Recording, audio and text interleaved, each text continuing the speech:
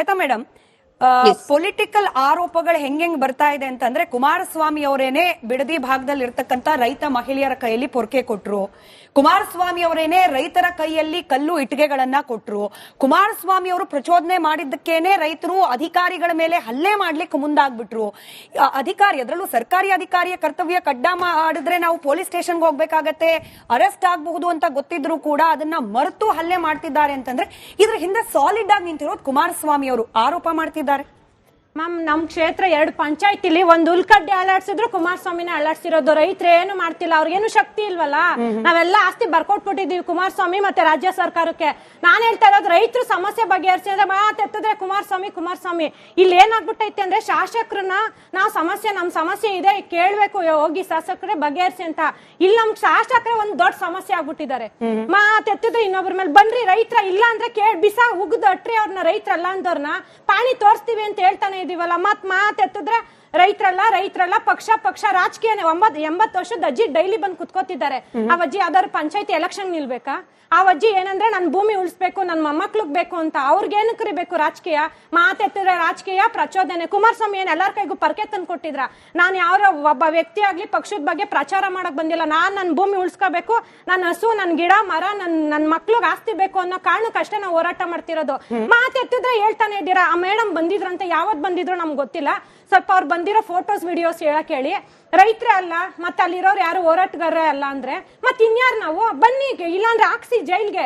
ತಪ್ಪು ಮಾಡಿರೋರ್ನ ಹಾಕ್ಸಿ ಅಲ್ವಾ? ಎಲ್ಲ ನಿಮ್ ಕೈಲೇ ಇದೆಯಲ್ಲ, ಕಾನೂನು ಇದೆ, ಸರ್ಕಾರ ಇದೆ, ಎಲ್ಲ ನೀವೇ ಇದ್ದೀರಾ. ಕೋರ್ಟ್ಗೆ ಹೋಗಿ ಅಂತ ಹೇಳ್ತಾರಲ್ಲ, ಮತ್ತೆ ಅವ್ರ ಕೋರ್ಟ್ ಅಲ್ಲಿ ಏನಾಗುತ್ತೆ ಅಂತ ಗೊತ್ತಿರ್ಬೋದು. ಇಲ್ಲಾಂದ್ರೆ ಹೇಳಕ್ ಸಾಧ್ಯನಾ ಕೋರ್ಟ್ಗೆ ಹೋಗಿ ಅಂತ? ಒಬ್ಬ ಸಾಮಾನ್ಯ ರೈತ ಸರ್ಕಾರದ ವಿರುದ್ಧ ಕೋರ್ಟ್ಗೆ ಹೋಗಿ ಜಯಿಸ್ತಾನೋ ಇಲ್ವೋ ಅದ್ ನನಗ್ ಗೊತ್ತಿಲ್ಲ. ಜಯಿಸಕ್ ಸಾಧ್ಯನಾ? ಮಾತೆತ್ತಿದ್ರೆ ಹೇಳಿ ನಮ್ನ ಎಷ್ಟು ಹಿಂಸೆ ಕೊಡ್ತಾವ್ರೆ ಅಂದ್ರೆ, ನಾವು ಆತ್ಮಹತ್ಯೆ ಪ್ರಚೋದನೆ ಕೊಡ್ಬಾರ್ದು.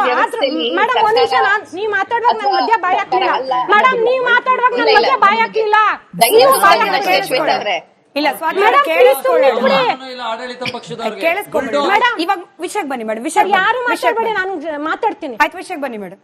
ನಾನ್ ಹೇಳ್ತಾ ಇರೋದೊಂದೇ, ನಮ್ಗೆ ಈಗ ನಮ್ ರೈತರಿದ್ದೀವಿ, ರೈತರ ಸಮಸ್ಯೆ ಬಗೆಹರಿಸಿ. ನಿಮ್ ರಾಜಕೀಯ ಸಮಸ್ಯೆ ವಿಧಾನಸೌಧದಲ್ಲಿ ಬಗೆಹರಿಸ್ಕೊಳ್ಳಿ. ಅವ್ರ ಕನ್ಸು ಇವ್ರ ಈಡೇರಿಸ್ಲಿ, ಇವ್ರ ಕನ್ಸು ಅವ್ರ ಈಡೇರಿಸ್ಲಿ. ನಮ್ನ ಯಾಕೆ ಹಾಳು ಮಾಡ್ತಿದ್ದೀರಾ ನಿಮ್ ಕನ್ಸು ಅಂತ ಕಟ್ಕೊಂಡು? ನಾನ್ ಹೇಳ್ತಾ ಇರೋದು 80%, 20% ನನ್ನ ಹತ್ರ ರೇಷಿಯೋ ಇಲ್ಲ. ಬನ್ನಿ, ಅಲ್ಲಿ ಜನಗಳನ್ನ ಕೇಳಿ, ಪ್ರತಿಯೊಂದು ಮನೆಗೂ ಬನ್ನಿ, ಹಳ್ಳಿಲಿ ಹೇಳ್ತೀವಿ, ಎಲ್ಲಾರು ಹೇಳ್ತೀವಿ. ಯಾರು 100 ಈಗ 400-500 ಮನೆ ಇದ್ರೆ ಮ್ಯಾಮ್, 400 ಮನೆ ಜನ ಕೊಡ್ತೀನಿ ಅಂದ್ರೆ 100 ಜನ ಏನ್ ಮಾಡಕ್ಕಾಗುತ್ತೆ? ಸರ್ವೆ ಮಾಡಕ್ ಬಿಡಲ್ಲ ಅಂತ ಹೇಳ್ತೀರಾ. ಈಗ ಒಂದು ಜಾಗ ಅಂದ್ರೆ ಅಕ್ಕಪಕ್ಕದಲ್ಲಿ ನಾವು ಇರ್ತೀವಿ, ಸರ್ವೆ ಅದು ನಮ್ ಕಡೆನೆ ಬರುತ್ತೋ ನಿಮ್ ಕಡೆನೆ ಬರುತ್ತೋ ನಮ್ಗೆ ಗೊತ್ತಿಲ್ಲ. ನಮ್ಗೆ ಏನ್ ಹೇಳ್ತಾ ಇರೋದು, ಕ್ಲಿಯರೆನ್ಸ್ ಲೆಟರ್ ಕೊಡಿ ನಮ್ಗೆ.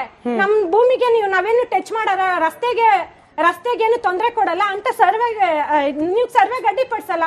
ಮತ್ ನೀವ್ ಏಕಾಏಕಿ ಬಂದ್ ಸರ್ವೆ, ಮತ್ತೆ ಫೈನಲ್ ನೋಟಿಫಿಕೇಶನ್ ಅಲ್ಲಿ ನಮ್ಮ ಹೆಸರು ಇರೋದಕ್ಕೆ ನಾವು ವಿರೋಧ ಮಾಡ್ತಿರೋದು. ಅಲ್ಲಲ್ಲ, ಪ್ರಶ್ನೆ ಏನಾಗಿತ್ತು ಅಂದ್ರೆ 450ಕ್ಕೂ ಅಧಿಕ ದಿನಗಳಿಂದ ಶಾಂತಿಯುತವಾಗಿ ಪ್ರತಿಭಟನೆ ಮಾಡ್ತಿದ್ದ ರೈತರು ಇದ್ದಕ್ಕಿದ್ದ ಹಾಗೆ ವೈಲೆಂಟ್ ಆಗ್ಲಿಕ್ಕೆ ರಾಜಕೀಯ ಪ್ರಚೋದನೆ ಕಾರಣ ಆಯ್ತಾ ಇಲ್ವಾ? ಅಷ್ಟೇನೇನೆ, ಯಾವ್ದು ಪ್ರಚೋದನೆ ಇಲ್ಲ. ನಮ್ ಜೀವನ, ನಮ್ಮ ಅಸ್ತಿತ್ವ ಅಂತ ಬಂದಾಗ ನಾವ್ ಯಾವ ರಾಜಕೀಯನೂ ಬೇಕಾಗಿಲ್ಲ. ನಾವು ರೈತರು ಅಷ್ಟೇ, ನಮ್ ಭೂಮಿ ಬೇಕು, ನಮ್ ಬದುಕಬೇಕು ಅಷ್ಟೇ. ಪ್ರಶ್ನೆ, ಒಬ್ಬ ಅಧಿಕಾರಿ ಸರ್ವೆ ಮಾಡಕ್ ಬಂದಾಗ ಪರ್ಕೆಲಿ ಚಪ್ಲಿಲಿ ಎಲ್ಲ ಹೊಡಿತೀರಿ ಅಂತಂದ್ರೆ ಏನ ಅಧಿಕಾರಿ ಮಾಡಿರುವಂತದ್ದು ಏನು? ಅಧಿಕಾರಿ ನಿಮ್ಮಿಂದ ಲ್ಯಾಂಡ್ ಕಸ್ಕೊತಾ ಇದಾರ? ನಿಮ್ಮನ್ನ ಒತ್ತಾಯವಾಗಿ ಸಿಗ್ನೇಚರ್ ಮಾಡು ಅಂತ ಹೇಳ್ತಾ ಇದಾರ? ಹೇಳಿರೋದು ಒಂದೇ, ಸರ್ವೆ ಮಾಡೋದಕ್ಕೆ ಆತ ತನ್ನ ಉದ್ಯೋಗವನ್ನ ಮಾಡ್ತಾ ಇದ್ದಾನೆ. ಒಬ್ಬ ಸರ್ಕಾರಿ ಅಧಿಕಾರಿ ತನ್ನ ಉದ್ಯೋಗವನ್ನ ಮಾಡ್ತಾ ಇದ್ದಾಗ ಅಲ್ಲಿರುವಂತಹ ರೈತರೇ ಆಗಿರ್ಲಿ, ಪ್ರಚೋದನೆಕಾರರೇ ಆಗಿರ್ಲಿ, ಚಪ್ಲಿಲಿ ಪರ್ಕೆಲಿ ಹೊಡೆದು ಆತನನ್ನ ಅವಮಾನಿಸಿ ಕಳಿಸುವಂತಹ ಆಕ್ರೋಶ ಯಾಕೆ ಬರ್ತಾ ಇದೆ? ಅಥವಾ ಇದು ರಾಜಕೀಯ ಪ್ರೇರಣೆ ಅಲ್ಲ ಅಂತ ಹೇಳ್ತೀರಾ ನೀವು? ಪ್ರಶ್ನೆ ತಲುಪ್ತು, ಉತ್ತರ ರಾಜಕೀಯ ಪ್ರೇರಣೆ ಅಲ್ವಾ ಇದು? ಸಂವಿಧಾನದಲ್ಲಿ ನಮ್ಗೆ ಆಸ್ತಿ ಹಕ್ಕಿದೆಯಲ್ಲ, ಆ ಹಕ್ಕನ್ನ ನೀವ್ಯಾಕೆ ಕಸಿತಿದ್ದೀರಾ? ಸುಮ್ನೆ ಬಂದ್ಬಿಟ್ಟು ಸರ್ವೆ ಮಾಡ್ಬಿಟ್ರೆ ಯಾರು ಒಪ್ಕೊಂಡಿದ್ದಾರೆ ಅವ್ರದ್ದೇ ಮಾಡಿ. ನಾನು ಹೇಳ್ತಾ ಇಲ್ಲ, ಒಂದ್ ನಿಮಿಷ ಇರಿ. ಅವರು ರೈತರು ಅಲ್ಲ ಮ್ಯಾಮ್. ಈಗ ನಿಮ್ ಮನೆಗ್ ಬಂದ್ಬಿಟ್ಟು ನಿಮ್ಮ ಅಕ್ಕಪಕ್ಕದ ಮನೆ ತಗೋತೀವಿ, ನಿಮ್ದು ಒಬ್ರದ್ ಬಿಟ್ಬಿಡ್ತಾರ? ನಿಮ್ ಮೇಲೆ ಏನಾದ್ರು ಹೇರಿಕೆ ಮಾಡಿದ್ರ? ಸರ್ವೆ ಮಾಡಕ್ ಬಂದಿದಾರಷ್ಟೇ, ಅವರು ಸರ್ವೆ ಮಾಡ್ತಾ ಇರೋದು. ಅದಕ್ಕೆ ನಾವು ಹೋರಾಟ ಮಾಡ್ತಾ ಇರೋದು.